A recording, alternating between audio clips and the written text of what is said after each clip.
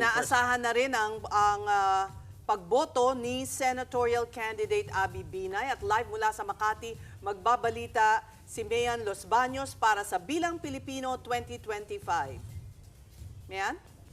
Yes, magandang hapon sa inyo. Pasado alas 2:30 nga nang dumating dito sa Nemesio Yabot Elementary School, itong si incumbent Makati Mayor Abby Binay kasama ang kanyang asawa na si Congressman Luis Campos na siyang tumatakbo naman ngayon din na mayor dito sa lungsod na ito dahil alam naman natin na nakatatlong termino na or matatapos na yung tatlong termino ni Mayor Abby Binay at ang kanyang sinusuportahan ngayon sa pagkakandidato sa pagkaalkalde ay ang kanyang asawa. At ang makakalaban naman ng kanyang asawa na si Congressman Luis Campos ay ang kapatid ni Mayor Abby na si Senator Nancy Binay. Wala pa tayong makapag-interview na nakukuha kay Congressman, kay Mayor Abby Binay. Pero ang alam natin dito talagang pukpukan ng laban dahil dalawang grupo lamang ito. Yung grupong una na pinangungunahan ni Senator Nancy Binay at ni Monsieur del Rosario at yung grupong United ni Luis Campos at nila Kid Peña. So talagang pukpukan ng laban mula pa ng kampanya hanggang ang inaasahan hanggang mamayang bilangan ng boto mahigpit. Sabi nga ni Senator Nancy Peña sa kanyang pagboto, hindi sila matutulog hanggat walang napoproklama. So waiting lang tayo matapos kasi mabilis nakaboto. Parang wala pang 10 minuto na nakaboto itong si Mayor Abby Binay. Mukhang memorize na niya yung kanyang issue shade. And then, in a while, pagdating sa lobby, doon tayo mag-interview. Yes, Boss Ruth? Simulan ko lang ng konting konteksto. Mayan kasi, di ba, noong 2022, buo pa yung Makati noon eh. May 450,000 voters ata sila noon, 2022. 2023, nabuwasan ng 10 barangay. Did we get clarity, kasi we were talking about it last night with Mayan did we get clarity kung ilan ngayon bali ang talagang botante ng Makati? Oo, kasi parang nagsiswing siya na past 2 years Nung nung barangay elections, dumagdag ng 50 plus thousand. So ngayon, bali, ano yan? Ilan bali bilang ngayon? Sa ngayon, ang nakuha ko datos dito, Bok, 270,240 yung registered voters ngayon. Yes, mas mataas naman yan kumpara. Ito yung pinag-uusapan natin kagabi, Bok. Kung 2023 barangay at SK elections kasi nasa 258,000 registered voters lang noon. Pero kung 2022 sabi mo, tama ba, 400,000 plus? 450,000 na tayo. Yung ibinabalong dami. Yes, malaki yung ibinaba ng botante dito. Hindi because doon sa pinag-usapan natin. Yes, Mayan, si Ses ito. Barangays kasi. Yes, ma'am. Yes, ma'am. Gusto ko lang tanungin dahil may mga aberya sa ibang mga polling precincts yung pag-scan ng balota. Diyan ba sa Makati may nababalitaan kang mga ganong nangyayari na insidente? So far dito man sa Nemesio Yabut, wala akong nabalitaan pa. Pero kasi medyo dumating ako ng tanghali na dahil nanggaling ako dun sa San Antonio covered court kung saan naman sila bumoto, sila Senator Nancy Binay. Sa dali lamang ito, kung nakikita niyo sa ating video, palabas na itong si Mayor Abby Binay. Okay, so sa baba na lang yung interview. Anyway, dito sa Nemesio Yabot, ay so far wala akong nabalitaan but I couldn't say kung kaninang umaga baka kasi meron. So, yes, alay lang, Chef, Yes, Go ahead. Saan yung ma'am gusto? Sige ma'am, no problem pa. Okay, so actually, katabi ko na ngayon si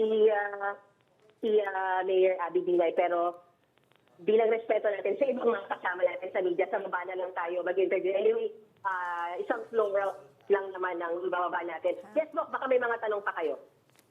Hindi, nakikita ko lang kasi compare doon sa mga na-monitor natin kanina since this morning, parang medyo maayos yung maayos yung lagay ng mga voting centers dyan. May mga pila pa ba at this time? Or baka naman mamaya dahil sobrang init, ayaw pa muna lumabas ng mga tao? Alam mo, Ruth, tama ka. Dito sa Makati, nakapila ka sila. Kanina, meron akong maagang nakuha, alas 5 ng umaga. I think we got...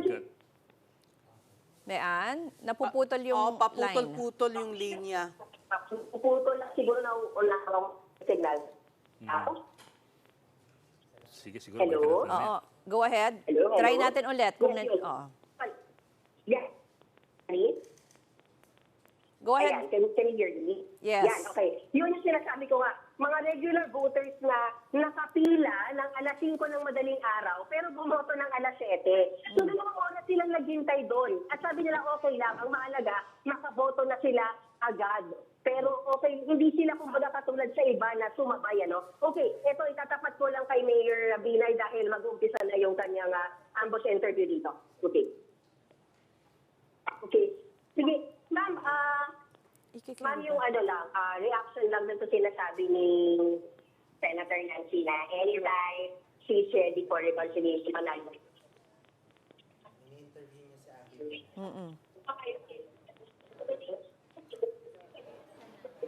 Happy birthday. Ma'am, so, don't open for reconciliation. Siguro later na lang, let's go back Sabi to, niya nagawa nung if we can't effort niya. hear din naman eh.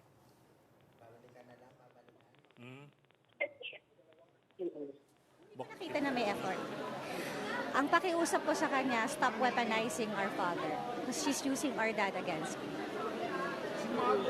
Kung gusto talaga niya ng reconciliation, huwag niyang isaming magulang na. But how's your relationship with your dad and your parents? I'm okay with my... The thing is, hindi ko na nga sinasabi, I've been inviting my dad to go to the campaign with me and they refuse to bring him.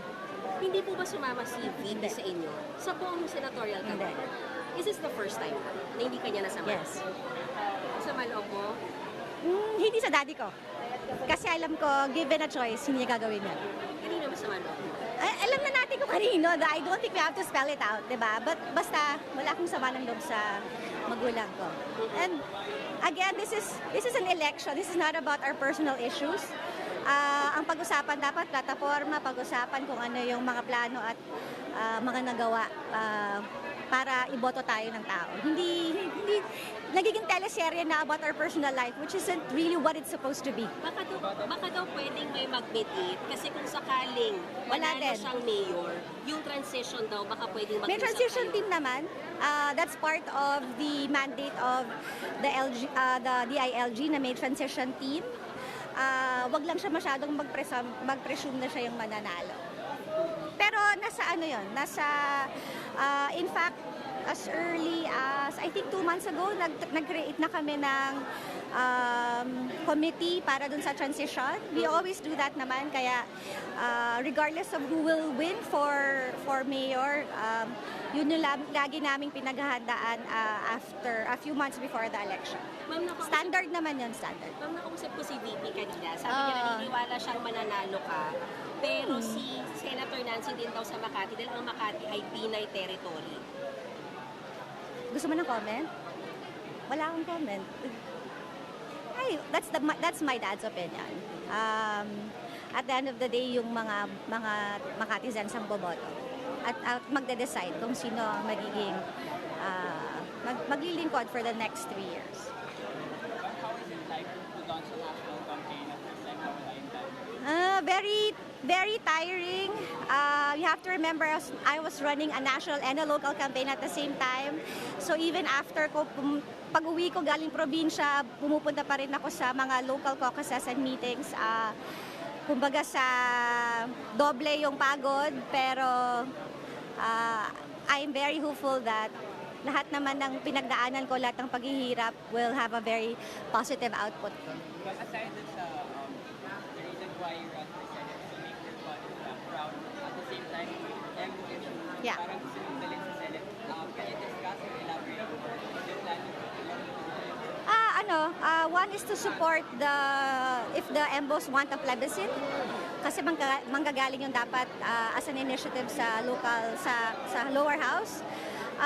There are a lot of things that, there are a lot of legal questions that will be raised in the next couple of months sa ginawa ng Taguig. Now's not the time to discuss it, pero maraming mga shortcuts na nangyari the past few months that we will have to raise in the Senate. How confident are you, ma'am, for the senatorial race? Sa totoo, Nakabang ka ba? hindi sa totoo, I leave it to God. Hindi, ninenervous konti, pero parang sa akin, gawa ko na lahat. Kung hindi tayo palari, nagpapasalamat tayo. Kung tayo palari, nagpapasalamat din tayo. Sa akin, it's really more of the experience and the opportunity. Alam ko parang medyo, pero kita mo naman, di ba? Parang hindi ako masyadong stress, hindi ako masyadong ninenervyos. It's not because I'm overconfident, but really more that I really gave my best. And if at the end of the day, either way, we win or we don't win, we will accept the results. Pwede ko namin interview si Camila. If okay lang. Tatanong natin sa kanya. Sige. Oo. Okay na, guys? Ma'am, y- Oh. Clarify ko lang more about the deficit for the MO barangay store. They will decide whether they want to stay in Taguig or in Makati. So they will have to initiate a plebiscite. If they want to initiate a plebiscite, it will have to emanate from the lower house. Unfortunately, if there is no ally in the Senate, then chances are it will not succeed in the Senate. So that's the reason why I am running as an para magkaroon ng pagkakataon yung mga embos kung gusto nila ng plebiscito. Ma'am, last na, yung serbisyo. Yan po yung panayam kay candidate Abby Binay at kanina salamat sa report ni Mayan Los Baños. Bilang